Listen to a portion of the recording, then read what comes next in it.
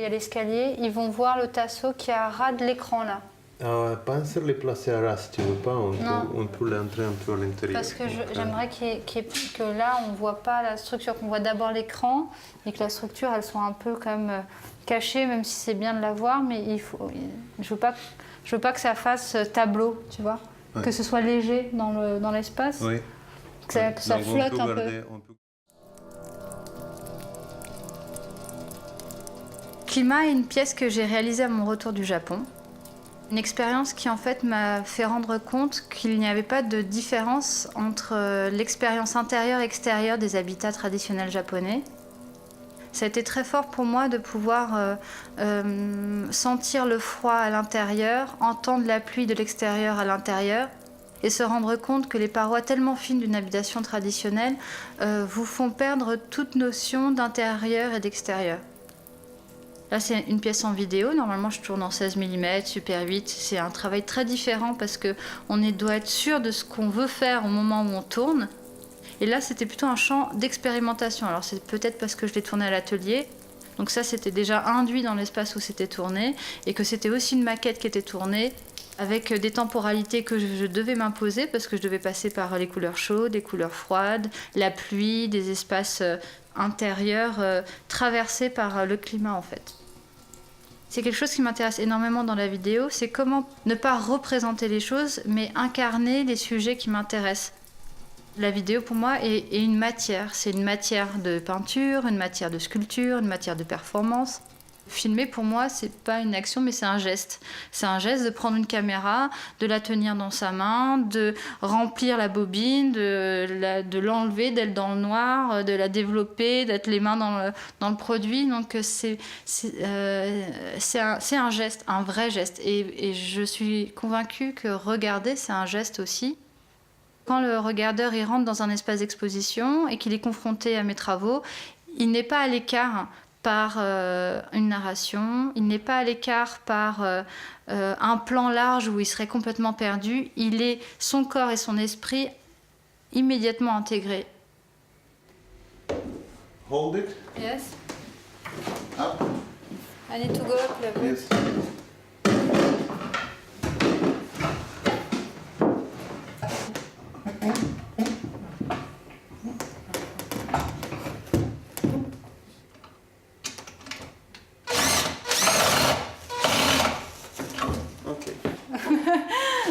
If you're not dancing and holding the stool, it will hold for 2 months for sure. Le temps, en fait, c'est un territoire à part entière. Le temps façonne ce qui nous entoure, on sent que le temps nous échappe, en même temps on le traverse, en même temps on veut le retenir. Et la vidéo a ce pouvoir de l'étendre, de le répéter. La répétition est un élément essentiel dans mon travail. J'aime énormément la répétition des images parce qu'elle permet, pas d'accélérer, mais de recréer le temps en territoire. Plus on a de temps, plus on a de temps pour comprendre.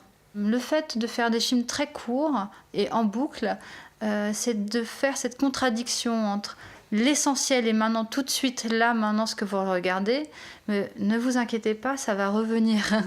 Donc en fait, c'est aussi une main tendue vers le regardeur, c'est lui permettre de revoir une image, de la re-expérimenter, mais quand on revoit une image et que c'est la même qu'on a vue il y a 2 secondes, on ne la regarde pas de la même façon. Donc ça veut dire que le regardeur, il a toute sa place d'action et d'expérience dans la proposition, en fait. Donc c'est presque indispensable de créer le territoire du temps, en fait, dans une vidéo et de le redéfinir à chaque fois.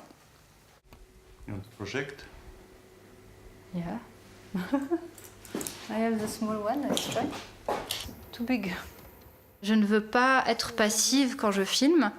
Donc si moi je ne suis pas passive, le regardeur n'est pas passif. Donc ça c'est hyper important. C'est vraiment la volonté de rendre à l'exposition son espace presque démocratique où il n'y a pas de pouvoir, il n'y a pas de hiérarchie entre l'image, ce qui est filmé et le regardeur. C'est vrai que j'aurais bien aimé voir cette histoire à l'écran. L'installation, pour moi, c'est un moment essentiel parce que c'est le moment où la pièce sort de l'atelier. J'ai l'impression que je deviens le regardeur en fait. Et ce changement de position, ce changement de point de vue fait que tout est encore possible. Donc la pièce n'est pas finie, au contraire, elle commence enfin à exister en fait. On n'a jamais fini de comprendre pourquoi on a fait une pièce. Et l'installation, c'est ce point final-là, c'est cet ajustement-là qui doit être le plus simple possible. J'ai vraiment envie de dire que plus l'installation est en écho avec l'intention, eh ben là ça marche. Et pour ça, on n'a pas besoin de grand-chose finalement. C'est encore une fois un travail aussi auquel je suis impliquée moi-même, mais je suis aussi souvent aidée parce que j'aime bien échanger, j'aime bien être contredite, j'aime bien en fait que ça devienne un moment où je ne suis plus que la faiseuse d'images, mais je suis aussi la regardeuse, accompagnée d'autres regardeurs, et on essaye de se repositionner pour voir où est-ce que c'est le plus juste en fait et comment c'est le plus juste.